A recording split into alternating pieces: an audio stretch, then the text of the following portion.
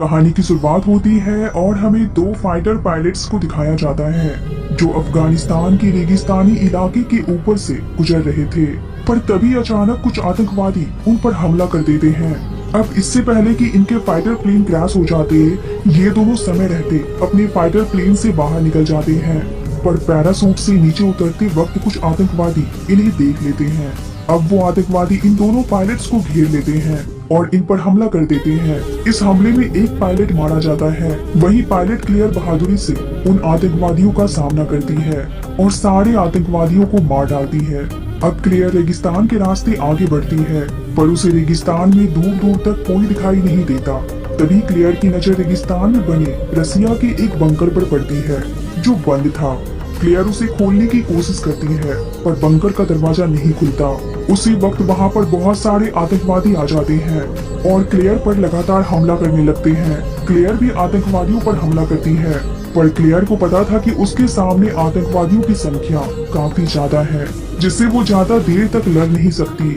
पर यहाँ क्लेयर की किस्मत अच्छी होती है कि एक आतंकवादी के द्वारा मारा गया मिसाइल उस बंकर के दरवाजे से जा लगता है, जिससे उस बंकर का दरवाजा खुल जाता है। ये देखते ही क्लेयर समय रहते जल्दी से उस बंकर के अंदर चली जाती है।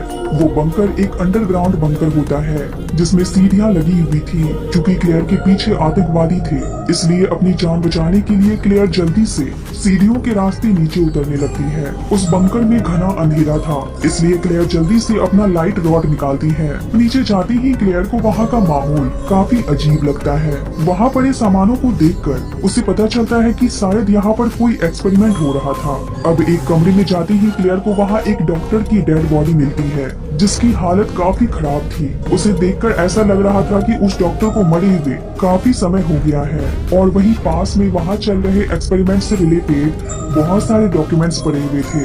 वहीं पड़ा था एक रिकॉर्डिंग डिवाइस जिसे क्लेयर अपने पास रख लेती है। उधर हमें उन आतंकवादियों को दिखाया जाता है जो उस बंकर में घुस चुके थे और हर तरफ क्लेयर को ढूंढ रहे थे। इसी दौरान एक आतंकवादी को वहाँ का लाइट स्विच मिल जाता है, जिसे ऑन करते ही हर तरफ रोशनी आ जाती है और तभी इन सभी की नजर वहाँ रखे बहुत सारे ग्लास चैम्बर्स पर जाती है जिसके अंदर ह्यूमन जैसे आकार के अजीब से क्रिएचर्स बंद थे। सारे आतंकवादी उन क्रिएचर्स को देख रहे थे। तभी पीछे से क्लेयर आ जाती है और इन सब पर हमला करने लगती है। वे आतंकवादी भी क्लेयर पर निशाना लगाने की कोशिश करते हैं। इसी दौरान बंदूक के शॉट से एक क्रिएचर का चैम्बर टूट जाता है और उसमें रखा क्रिएचर बाहर आ जाता है, पर वो अभी बेहोश था। इसी दौरान क्लेयर की नजर एक चैम्बर पर जाती है और वो जल्दी से उस चैम्बर के अंदर चली जाती है उन आतंकवादियों से बचने के लिए। अब सारे आतंकवादी क्लेयर को ढूंढने के लिए इधर उधर भागते हैं, बस एक आतंकवादी को छोड़कर जो उसी क्रिएचर के पास खड़ा था। उसे लग रहा था कि शायद वो क्रिएचर हमले के दौरान मारा जा चुका है, इसलिए वो उस क्रिएचर को एक प्लास्टिक से ढक देता है। पर जैसे ही वो आतंकवादी आगे बढ़ता है, वो क्रिएचर पीछे से उस पर हमला कर देता है और उसे जिंदा ही नोच कर खाने लगता है। वहीं दूसरी तरफ क्लेयर उन आतंकवादियों से लड़ते हुए सीढ़ियों के रास्ते ऊपर चढ़ने लगती है और फाइनली वो ऊपर आ जाती है। पर जैसे ही वो आगे बढ़ने वाली होती है, तभी एक आतंकवादी उसके पैर को पकड़ लेता है और उसे नीचे की ओर खींचने लगता है। क्लेयर उससे अपने पैर को छुड़ाने की काफी कोशिश करती है, पर वो आतंकवादी उसके पैर को नहीं छोड़ता। तभी पीछे से वो भयानक सा क्रिएचर उस आतंकवादी के ऊपर हमला कर देता है। ये देखकर क्लेयर के होश उड़ जाते हैं। वो काफी डर जाती है और जल्दी से उस बंकर से बाहर निकलने की कोशिश करने लगती है। इसी दौरान वो क्रिएचर क्लेयर पर भी अटैक कर देता है, पर क्लेयर समय रहते उस बंकर से बाहर आ जाती है। वो क्रिएचर भी बंकर से बाहर आने की कोशिश करता है, पर क्लेयर जल्दी से उस बंकर के दरवाजे को उसमें लगे चेन से बंद करने की कोशिश करती है। यहाँ पर हम उस शैतान के असली चेहरे को देखते हैं जो काफी डरावना लग रहा होता है। अब क्लेयर जल्दी से वहाँ से भागने लगती है, पर तभी उसके सामने एक आतंकवादी आ जाता है। पर जैसे ही उस आतंकवादी की नजर उस क्रिएचर पर पड़ती है, वो डर के मारे उल्टे पैर वापस भाग जाता है। इधर क्लेयर भी मदद के लिए वहाँ से आगे बढ़ जाती है। लगातार चलते हुए क्लेयर सड़क पर आ जाती है और तभी उसके सामने आर्मी की एक गाड़ी आकर रुकती है। उस गाड़ी में से सार्जेंट हुक बाहर निकलता है और वो क्लेयर से कहता है कि हम तुम्हें ही ढूंढने के लिए आए हैं, तुम्हारा साथी कहाँ है? इस पर क्लेयर कहती है वो मारा जा चुका है मुझे बचाने के दौरान। अब सार्जेंट हुक क्लेयर को लेकर बेस कैंप आ जाता है। वहाँ आते ही क्लेयर सार्जेंट हुक से कहती है कि उसके परिवार को बता दिया जाए कि वो सही सलामत है। अब क्लेयर उस बेस कैंप के सीईओ के पास जाती है और उसे उस बंकर के बारे में बताने की कोशिश करती है, पर सीईओ क्लेयर की बातों को ज्यादा सीरियस नहीं लेता। वो कहता है कि यहाँ इस तरह का कोई भी बंकर नहीं है, शायद आतंकवादियों के हमले ने तुम्हारे दिमाग पर ज्यादा ही असर डाल दिया है। इस पर क्लेयर सीईओ से कहती है कि मैंने अब तक 28 लड़ाकू विमान में उड़ान भरी है, पर कल मुझे शिकार करके मार गिराया गया। वो मेरा सिर काटकर यूट्यूब पर पोस्ट करना चाहते थे, पर फिर भी मैं उतना नहीं डरी जितना मैं उस बंकर को देखकर डरी हूँ। हमें वहाँ जाकर सर्च करना चाहिए कि आखिर वहाँ क्या बात है। इस पर वो सीईओ कहता है कि यहाँ के सभी सोल्जर्स की सुरक्षा मेरे कंधों पर है, और वैसे भी यहाँ बहुत तरह के आतंकवादी घूम रहे हैं, हम सबसे जाकर नहीं लड़ सकते। इस पर क्लेयर कहती है वो कोई आतंकवादी नहीं था, वो एक खतरनाक क्रिएचर था जिसके पंजे काफी बड़े थे। उसने मेरे सामने एक आदमी के चेहरे को नोच डाला। पर सीईओ को क्लेयर के किसी भी बातों पर विश्वास नहीं होता। अब क्लेयर को मेडिकल कैंप में चेकअप के लिए भेजा जाता है। उसी कैंप में क्लेयर की नजर उस आतंकवादी पर जाती है जिसने उस क्रिएचर को देखा था और वहाँ से उल्टे पैर भाग गया था। तभी वहाँ पर सार्जेंट हुक आ जाता है। क्लेयर उसे उस बंकर के बारे में बताती है, पर सार्जेंट हुक कहता है कि मैं यहाँ के ऑपरेशन एरिया को जानता हूँ, पर किसी भी सैटेलाइट इमेज या मैप पर इस बंकर जैसा कुछ भी नहीं है। क्लेयर कहती है ऊंचाई से उस बंकर को देख पाना शायद मुश्किल है, पर वो वहाँ है। उस बंकर के दरवाजे को एक जंजीर से बांधा गया था और उस पर रशियन भाषा में कुछ लिखा हुआ था। तभी वहाँ बैठा हुआ आतंकवादी जिसे रशियन भाषा समझ आती थी, वो कहता है उस दरवाजे पर लिखा हुआ था कि इसे खोलना नहीं, और तुमने उस दरवाजे को खोलकर शायद बहुत बड़ी गलती कर दी। क्लेयर सबको बताती है कि उस बंकर के नीचे बहुत सारे चैम्बर्स थे जिसके अंदर उसी तरह के बहुत सारे क्रिएचर्स बंद थे, मानो उन्हें प्रिजर्व करके रखा गया हो। सार्जेंट हुक कहता है अगर वो रसिया का बंकर है तो वो काफी पुराना होगा, करीब 30 साल पुराना। वहीं दूसरी तरफ हमें उस बंकर को दिखाया जाता है जहां पर अब सभी क्रिएचर्स जाग चुके थे और उस बंकर से बाहर निकलने की कोशिश कर रहे थे। इधर हमें कमांडिंग ऑफिसर यानी कि सीईओ को दिखाया जाता है जिसे कर्नल का फोन आता है। कर्नल सीईओ से कहता है कि क्लेयर के पास जो डिवाइस मिला है उसके बारे में किसी को भी पता ना चले और जल्द से जल्द उस डिवाइस को भेज दे। यहाँ हमें पता चलता है कि उस बंकर के अंदर जो भी है उसके बारे में कुछ लोगों को तो पता है, मगर उसे सीक्रेट रखा गया है। हमें क्लेयर को दिखाया जाता है, वो उस बचे हुए आदमी से कहती है कि तुमने मेरा एयरक्राफ्ट ब्लास्ट कर दिया और मेरे साथी को भी मार डाला। इस पर वो आदमी कहता है इसमें मेरी कोई गलती नहीं है, मैं तो बस गाड़ी चला रहा था, मैं हिंसक आदमी नहीं हूँ, मुझे तो ये अपने परिवार के लिए करना पड़ता है। यहाँ अगर आप उनके साथ नहीं हैं तो इसका मतलब ये है कि आप उनके खिलाफ हैं, जो उन्हें बिल्कुल बर्दाश्त नहीं होता। तभी हमें बाहर दिखाया जाता है कि उस बंकर के बहुत सारे क्रिएचर्स उस बेस कैंप पर हमला कर देते हैं और बहुत सारे सोल्जर्स को मार डालते हैं। उसी में से एक क्रिएचर उस टेंट में पहुंच जाता है जहां क्लेयर उस आदमी के साथ थी। क्लेयर जैसे ही उस क्रिएचर से बचने की कोशिश करती है, वो क्रिएचर क्लेयर पर हमला कर देता है। उसकी जीभ काफी लंबी होती है, वो अपनी जीभ से क्लेयर के गले को जकड़ लेता है। तभी उसकी आंखों से टेंटिकल्स बाहर निकलते हैं। अब जैसे ही वो क्लेयर पर हमला करने वाला होता है, तभी वो आदमी जिसे बंधक बनाकर रखा गया था वो खुद को किसी तरह आजाद कर लेता है और एक हथियार से उस क्रिएचर की जीभ और उसकी टेंटिकल्स को काट डालता है। इसके बाद वो उस क्रिएचर पर हमला करके उसे मार डालता है। उधर एक क्रिएचर कमांडिंग ऑफिसर पर भी हमला करता है, पर सीईओ भी उस क्रिएचर को मार डालता है। तभी वहाँ पर हुक एक साथी सोल्जर के साथ आता है और सीईओ को बचाकर अपने साथ ले जाता है। उन क्रिएचर्स ने उस बेस कैंप के बहुत सारे सोल्जर्स को कुछ ही मिनटों में मार डाला। अब बचे हुए सोल्जर्स सभी लोगों को लेकर एक कंटेनर में जाते हैं और उसे अंदर से बंद कर लेते हैं ताकि उन क्रिएचर्स के हमले से बचा जा सके। वहीं बाहर वो क्रिएचर्स सोल्जर्स की डेड बॉडीज को खींचकर ले जा रहे होते हैं। इधर कंटेनर में सार्जेंट हुक उस आदमी के पास जाता है जिसे उसने पकड़ रखा था। उस आदमी का नाम कबीर होता है। हुक कबीर से पूछता है कि तुम यहीं के हो, अगर तुम्हें उस बंकर के बारे में या फिर इन क्रिएचर्स के बारे में कुछ भी पता है तो हमें बताओ। कबीर कहता है मैं पैदा भी नहीं हुआ था जब रसिया ने मेरे देश पर कब्जा कर लिया। उसी दौरान आसमान से जमीन पर एक सितारा गिरा। मेरे लोगों को लगा कि ये रसिया से युद्ध आरंभ करने के लिए ईश्वर का एक संदेश है। तब तक अफगानियों के पास अच्छे अच्छे हथियार भी आ चुके थे जिससे हम दुश्मनों के विमान को आसानी से उड़ा सकते थे, पर इससे पहले कि हम कुछ करते तभी वो खौफनाक घटनाएं शुरू हो गई। क्लेयर पूछती है कैसी घटनाएं? कबीर कहता है हमारे लोग अचानक गायब होने लगे। पहले एक आदमी गायब हुआ, फिर दूसरा, उसके बाद औरतें भी। ये सभी रात में गायब होते थे। कभी कभी तो हमारे लोगों की डेड बॉडी कटी फटी हालत हालत में मिलती थी, जिसे देखकर ऐसा लगता था कि किसी जानवर ने उसे नोच कर खाया हो। ये सब देखकर हमारे लोगों ने फैसला किया कि वो उस जानवर का शिकार करेंगे और उस दल का नेतृत्व किया मेरे पिता ने, पर इसका कोई फायदा नहीं हुआ। हमारे गांव के 46 लोग मारे गए, उसमें मेरे पिता भी शामिल थे। अब सुबह हो चुकी थी, इसलिए ये लोग सावधानी से उस कंटेनर से बाहर निकलते हैं और देखते हैं कि उस बेस कैंप पर अब कोई नहीं है। यहाँ तक कि जितने भी सोल्जर्स की डेड बॉडीज थे वो भी वहाँ नहीं थे, क्योंकि उन्हें वो क्रिएचर्स अपने साथ ले जा चुके थे। पर इन्हें वहाँ किसी की डेड बॉडी जरूर मिलती है, और वो होती है उन्हीं क्रिएचर्स में से एक की, जिसे कल रात इन लोगों ने मार दिया था।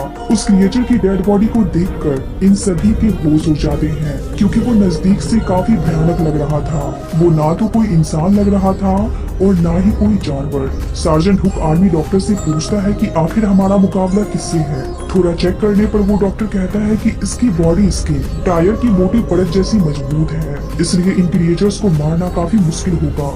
फिर वो डॉक्टर कहता है कि अगर हमें इस क्रिएचर के बारे में और भी डिटेल से जानना है तो मुझे इसके अंदर के बॉडी पार्ट्स को देखना होगा।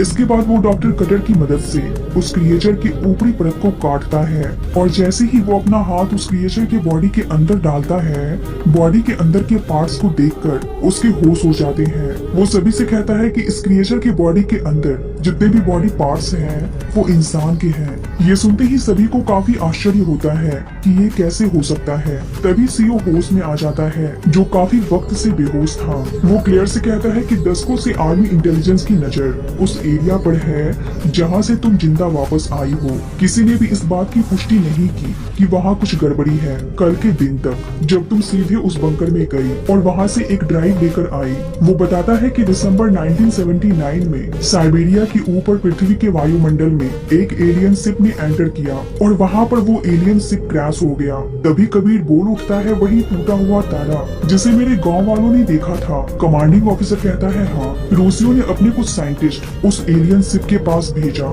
साइंटिस्ट ने देखा कि उस शिप के अंदर एलियंस हैं जो मर चुके थे। उन्होंने उस एलियन के डीएनए सैंपल्स को कलेक्ट किया और फिर इंसानों के डीएनए के साथ उन एलियंस के डीएनए सैंपल को मर्ज कर दिया, जिसका नतीजा ये खतरनाक क्रिएचर्स हैं। और ये सारा प्रोसेस अफगानिस्तान के उसी बंकर में हो रहा था, रसिया से दूर। अब सार्जेंट हुक क्लेयर से पूछता है कि उस बंकर में इन क्रिएचर्स की संख्या कितनी है। क्लेयर कहती है वहाँ उनकी एक सेना है। सीओ कहता है कल रात वो यहाँ जांच करने आए थे हमारी ताकत का। सार्जेंट हुक कहता है मतलब आज रात वो हम पर हमला करने वाले हैं। ये सुनकर सोल्जर लफायती कहती है क्यों ना हम अपना सामान लोड करें और यहाँ से निकल जाएं। इस पर सार्जेंट हुक कहता है अभी हमारे पास आधे रास्ते का ही ईंधन है और अगर हम पैदल यहाँ से निकले तो यहाँ के आतंकवादी हमारा वो हाल करेंगे जिसके बारे में हम सोच भी नहीं सकते। तभी सीओ सभी से कहता है कि मानो या ना मानो, लेकिन हम सब उन क्रिएचर्स के विरुद्ध लड़ाई में शामिल हो चुके हैं। और तभी उनके सामने टेबल पर लेटा वो क्रिएचर जो मर चुका था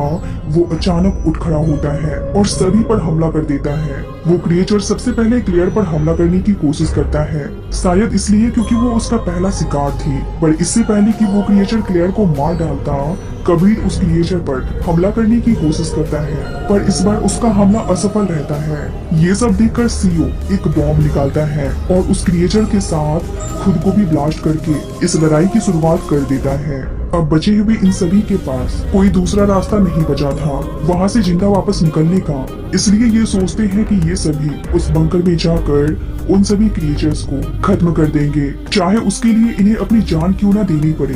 अब ये लोग कबीर से कहते हैं कि वो आजाद है, वो यहाँ से जा सकता है, पर कबीर कहता है नहीं, मैं भी आप लोगों के साथ उन शैतानों को खत्म करने के लिए जाऊंगा और अपने पिता की मौत का बदला लूंगा। अब ये लोग उस बंकर तक पहुँच जाते हैं और उस बंकर के अंदर बहुत सारे बॉम्ब्स लगा देते हैं ताकि उस बंकर को ब्लास्ट करके उन क्रिएचर्स को हमेशा के लिए खत्म कर दिया जा सके। पर जैसे ही ये लोग बॉम्ब लगाकर उस बंकर से बाहर निकलने वाले होते हैं कि तभी एक क्रिएचर हुक पर हमला करके उसे बंकर के नीचे खींच लेता है। सभी को लगता है कि हुक मारा जा चुका है, पर थोड़ी ही देर बाद क्लियर को हुक की आवाज सुनाई देती है। वो नीचे जिंदा था, इसलिए अब क्लियर सभी से कहती है कि वो बंकर के अंदर जाकर हुक को बचाएगी। नीचे जाने के लिए क्लियर सहित 5 लोग तैयार होते हैं और वहीं बाहर विल्क्स आर्मी जीप में लगे वायर को वहां टूटे हुए लिफ्ट में बांध देता है ताकि ये पांचों नीचे जाकर हुक को बचा सके।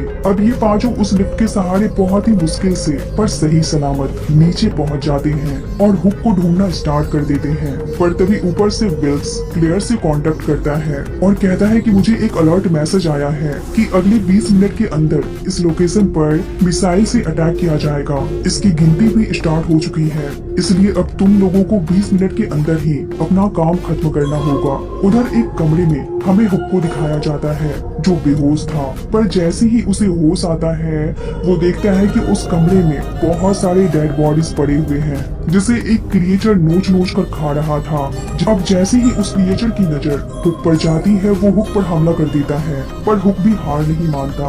वो उस क्रिएचर की जीभ को काट देता है, फिर उसके सिर पर लगातार वार करके उसे मार डालता है। वहीं दूसरी तरफ हम क्लेयर को देखते हैं जिसे आगे चलते हुए एक बड़ा सा चैम्बर दिखाई देता है। क्लेयर जैसे ही उस चैम्बर के लाइट को ऑन करती है वो उस चैम्बर में एक अजीब सा क्रिएचर देखती है और ये अजीब सा क्रिएचर और कुछ नहीं बल्कि वही एलियन क्रिएचर होता है जो उस एलियन शिप में इस धरती पर आया था जिसे रसिया ने अपनी कंट्रोल में ले लिया था। उधर हुक किसी तरह उन क्रिएचर से बचता हुआ अपनी टीम के पास वापस आ जाता है। क्योंकि उस बंकर में उन क्रिएचर्स की संख्या काफी ज्यादा थी इसलिए ये लोग बिना समय गवाए वहाँ से आगे निकलते हैं। वहीं ऊपर हमें विल्क्स को दिखाया जाता है। विल्क्स देखता है कि बहुत सारे आतंकवादी उस बंकर के पास आ चुके हैं और उसे चारों तरफ से घेर कर उस पर गोलियां चला रहे हैं। विल्क्स बहादुरी से उन आतंकवादियों को अकेला ही जवाब देने लगता है। वहीं चैम्बर के पास ही कबीर को उसके गांव की एक आदमी की खराब हो चुकी डेड बॉडी मिलती है जिसे देखकर वो समझ जाता है कि उसके पिता के साथ जितने भी लोग गायब हुए थे उन सभी के डीएनए में इस एलियन क्रिएचर के डीएनए को मिलाकर यहाँ एक्सपेरिमेंट किया जा रहा था। दरअसल रसियन के द्वारा किया गया ये एक्सपेरिमेंट फेल हो चुका था और उन्हीं एक्सपेरिमेंट का परिणाम ये भयानक क्रिएचर्स हैं। वहीं नीचे हम देखते हैं कि क्लेयर की टीम में बस 3 लोग ही जिंदा बचे हैं। बाकी लोगों को उन क्रिएचर्स ने अपना शिकार बना लिया।